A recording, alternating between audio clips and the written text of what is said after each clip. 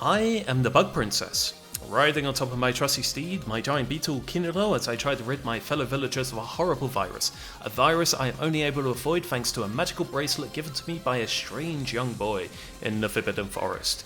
Yes, it's a Cave Shmup, shoot 'em up, or bullet hell from the same people that brought us Dodonpachi, Mushihimesama, or Mushi for short, first released in 2004, then a special version, version 1.5 which I'm playing today, releases DLC on then available platforms in 2011, and since last summer it's out on the Switch.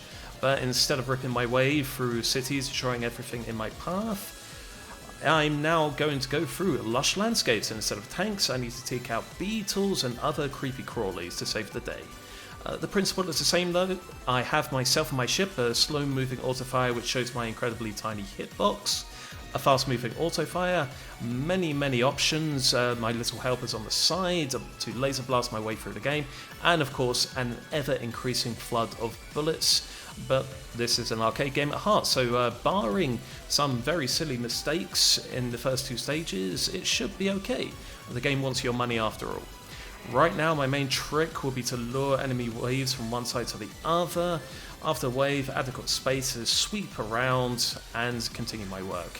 With a few larger enemies starting to populate with more increasing complicated bullet patterns. Here we see the giant guy crawling underneath, get my prize beetle, and off we go. The trick here is not to move a lot. It's a bit tough to learn when things are being hurled at you, but to get through I only need tiny adjustments. Okay, limits breach, bullet cancel, the shell is off, and now the second half. More simple dodging, spread out enough for me to get through, a bit forward and done. And let's remember to collect the bonus gems. Okay, first stage done. Easy, right? It gets harder. So before that, let's go get one or two quick donations.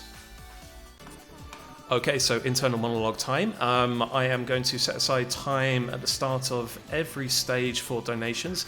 This one will be more of a quicker one because of how soon the mini boss comes along, so it'll only be about 30-40 seconds long. But as you can see, I'm not doing anything dramatic, and it'll be the same in all of the other stages.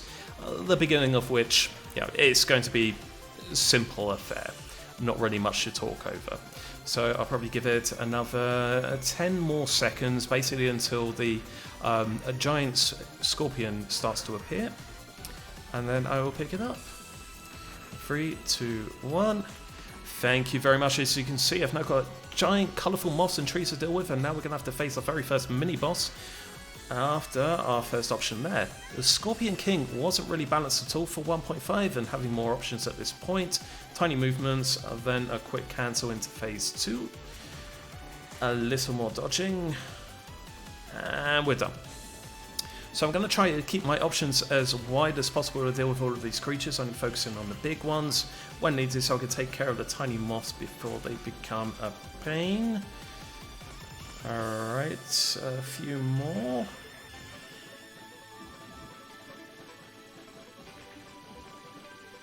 And another power up, and we come against the sandworms, beetles. These are going to give me a bullet cancel, so I can ignore most of the enemies until it's done. There are more trees, so I can take them out effectively when they're open. Keep the options wide, bring them back in for the sand beetles, wide for the space moth, in for the beetle, and so forth. There's going to be a couple more of these sand things to deal with, using the same tactic. So I need to pull back for this big guy. It's not going to open up till the end. There we go, nicely done. A few more moths and trees, and then we'll be on for the boss time. So we all see them lining up in the background. Which one could it be? The lady in red, of course. So the first thing I need to do is take care of these legs. Same with any game with a giant creature with lots of legs, you take them out first. Right, we have these long lines here, which I can say in the middle, move up a bit, and slight dodging there. Now it gets a little bit complicated with these intersecting splurts. So a little bit of dodging, and so we're coming close to the halfway line. There we go, cancel. Now for the second half. For these ones I want to kind of loop around the side, then come back in. The same again on the right hand side, and then come in because I want this attack to be aligned on me. Now we just need to dodge out of the way of these single bullets. ignore the enclosure, and there we go. No need to collect any gems here. All the gems come to us. So, doing well so far. How about a couple more donations or other messages you may have while I go play Gears of War for a couple of minutes? Okay, so when there isn't any donations, then obviously this is just going to be normal affair. I've got these little locusts here that would become a problem, an increasing problem as the stage comes by, and we're going to come to the approach of this big guy.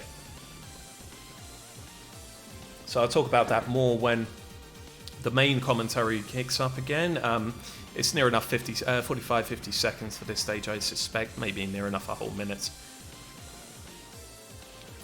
As you can see, just weaving from side to side, dodging bullets, luring them out quite easily. It can get complicated if you don't keep in constant movement, but yeah, it's fine. Alright, so I'll come back in 5 seconds. And a marathon safety bomb, thank you very much for those messages. So the mid-2000s were a great time for Locusts, Gears of War, Resident Evil 4, this game right here, many, many more. I need to take out those evil-looking things immediately and then onto the Locusts. So this is a stage where most cave games say, no, I've got your money, you've had enough fun now, get off my machine. I would say this in the final section of the last stage of the hardest test in this game. This is the brick wall which needs to be smashed through, but it's also where Cave Slowdown begins in earnest.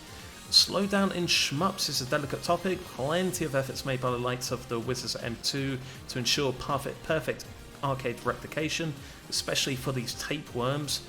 Bullet cancel clears the path there. And a few more locusts. So the slowdown is not always due to system limitations, sometimes it's just to make the game a little bit fairer in intense moments, and intense moments there shall be.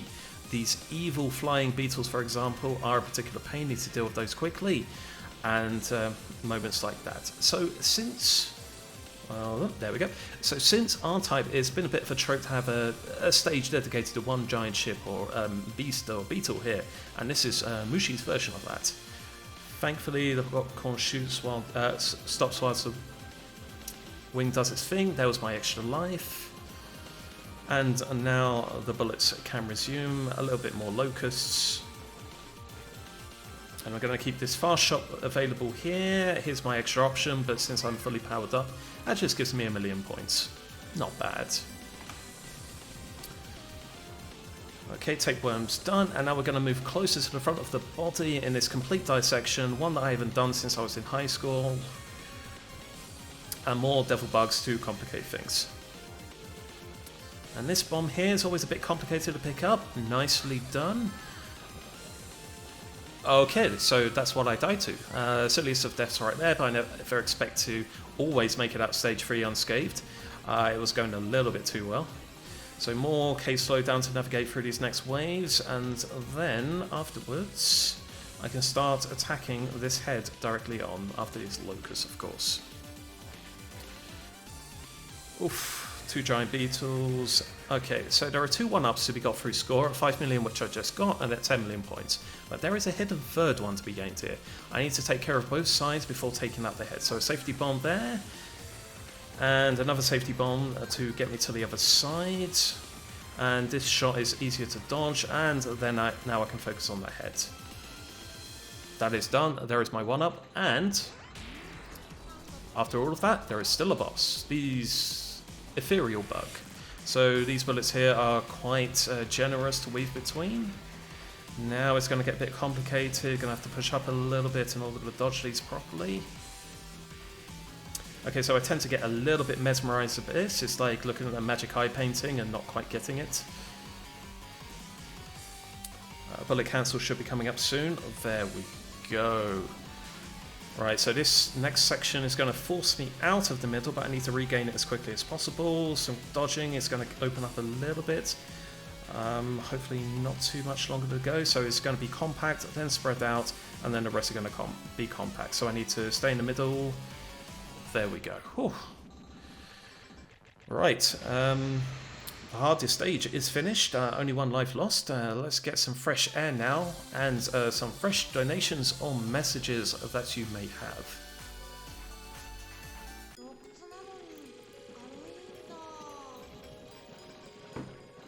So internal monologue time, whilst the donations are being read. Yes, this is going to be the beginning of stage 4. We're in some kind of underground cave system. Not quite a pond, but lots of waterborne enemies, and these green things right here. But as you can see, nothing too spectacular coming along. Well, this guy here can be especially dangerous, but we are going to see him when we come back from the donations, so that'll be fine. That first one is also a little bit more complicated than the one coming up. So for this bit, I just need to keep everything as wide as possible to keep capture, and then it should be okay. So we're going to come back in, let's say 10 seconds from now.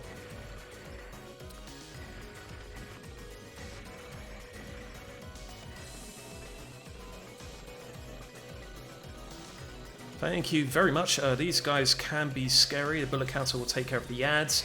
But like much of this stage, I need to make sure I have a wide shot coverage. The dangers are everywhere in this cave system, including underwater. These giant beetles keep on coming. Sometimes I need to focus on just one of them. And now we're coming up to the mini-boss. I don't like this mini-boss. First attack pattern is fairly easy to weave through. Right, this one I just need to lure them, then shift from one direction to another. A second half now, and I don't like this white bit because I need to cut across now. Nicely done. Very nicely done. Oh, more of these green beetles now. Same as before, I want to weave from one side to the other to avoid their bullets. Now we've got some more of the regular enemies. So this is the carnage just before we come up to the next section, one that is often used quite a lot. So flying grasshopper snake things.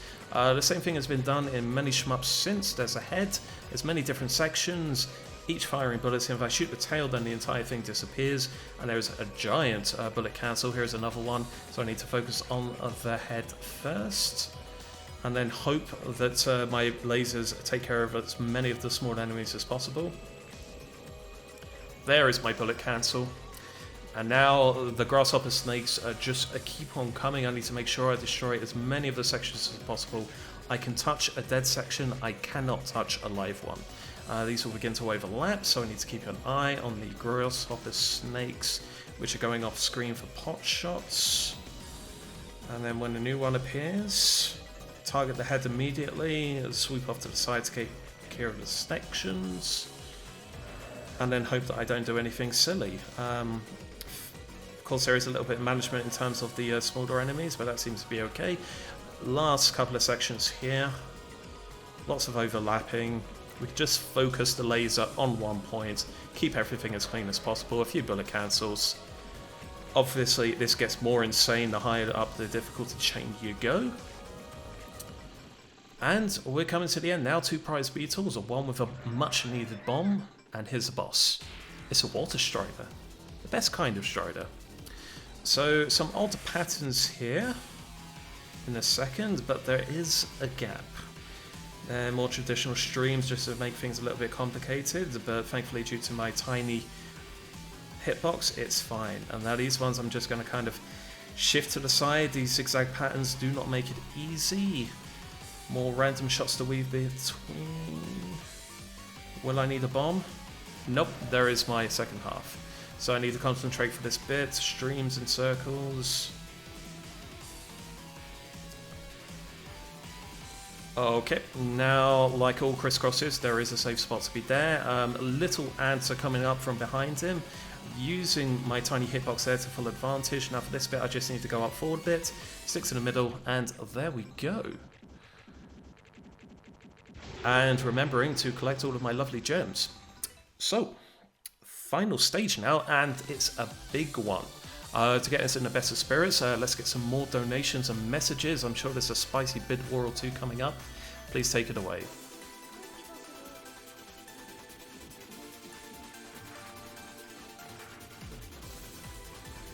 Okay, so again, it's going to be a minute for this.